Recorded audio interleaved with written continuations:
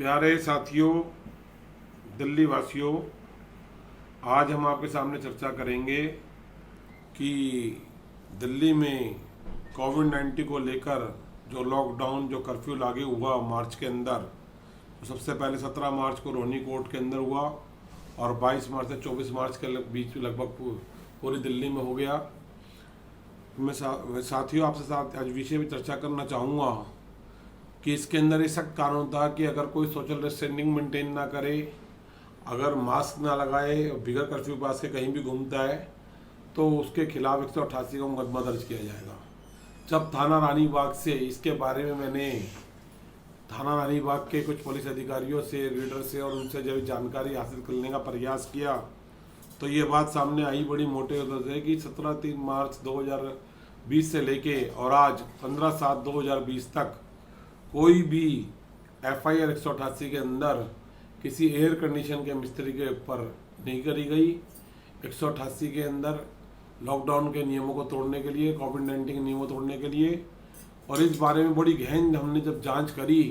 तो ये पता चला कि थाना रानी बाग के जुडिक्शन के अंदर प्रतिदिन 100 से लेकर 250 के बीच के अंदर आदमी, मिस्त्री और बेलदार, मतलब मिस्त्री और कारीगर, एयर कंडीशन रिपेयर करने वाले, क्योंकि लगभग काफ़ी लोगों ने यहाँ एयर कंडीशन लगा रखे, 50,000 से ज़्यादा एयर कंडीशन जो हैं रानी बाग थाना क्षेत्र के जुडिक्शन में लगे हुए हैं। और लगभग सभी लोगों ने, क्योंकि जब साल शुरू होता है, इसको सर्विस कराया और इसके लिए मिनिमम एक मिस्त्री और एक हेल्पर लेके चले गए जो मोटरसाइकिल या स्कूटर पे जाते थे।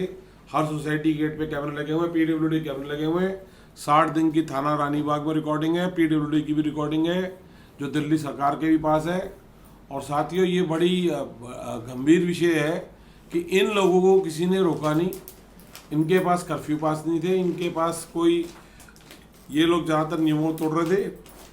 हर सोसाइटी का चौकीदार इस बात का गवाह है कि ये सोसाइटी के अंदर एयर कंडीशन रिपेयर करने ये लोग जाते रहे, लेकिन ये आंकड़े सामने नहीं आ पा रहे कि आखिर इनके खिलाफ 188 के मुकदमे क्यों नहीं दर्ज किए गए। और ऐसा हालात पूरी दिल्ली के लगभग हर थाने के अंदर रही है कि वहाँ पे ये लोग बेधड़क घूमते रहे।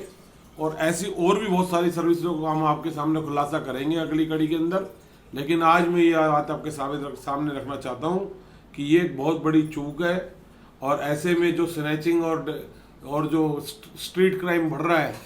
उसमें भी इन लोगों का हाथ हो सकता है कि कुछ लोग इस तरीके से आते हो और किसी तरीके के क्राइम को अंजाम दे के चले जाते हो, घर में घुसपैठ करते हैं, चोरी होती है, स्नैचिंग होती है। ये लोग भी एक आधार है और पुलिस ने इनका वेरिफिकेशन तक नहीं किया कि कौन सी सर्विस कंपनियां थाना रानी बाग क्षेत्र के अंदर एयर कंडीशन रिपेयर करने के लिए आती हैं, जबकि इन सबके नंबर ऑनलाइन अवेलेबल है। अगर जस्ट डायल पे या किसी भी आप करोगे तो ऐसी बहुत सारी सर्विस कंपनियों के नंबर मिल जाएंगे, मिस्त्रियों के नंबर मिल जाएंगे, शॉप्स के नंबर मिल जाएंगे, और बहुत ईजीली अगर पुलिस चाहती तो ये डाटा डिटेक्ट कर सकती थी। लेकिन ऐसी कोई ठोस कार्रवाई अभी तक इनके खिलाफ नहीं हुई। ये बहुत दुखद विषय और गंभीर विषय है। और मैं ये चाहूँगा कि ACP मंगोलपुरी आदरणीय श्री वीरेंद्र कादियान जी अब इसका चार्ज ले चुके हैं इस एरिया का, और SHO भी मनोज यादव जी अब चार्ज ले चुके हैं थाना रानी बाग, और बीट अधिकारियों में काफ़ी बड़े स्तर पर बदलाव आया है। मैं ये जरूर चाहूँगा कि अब जो चूक हुई है उसको सुधारने का प्रयास हो और थाना रानी बाग क्षेत्र की रहने वाली जनता की सुरक्षा हेतु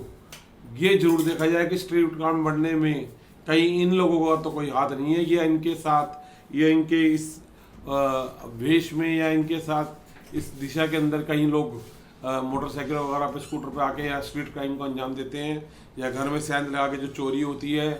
या जो रेकी करके वो होती है स्नैचिंग्स। तो इस तरह की घटनाओं पे लगाम लगेगी। मैं चाहूँगा समस्त थाना रानी बाग क्षेत्र के अंदर जितने भी CCTV फुटेज PWD के प्राइवेट और सरकारी लगे हुए हैं, उनको 91 CRPC में सेव करके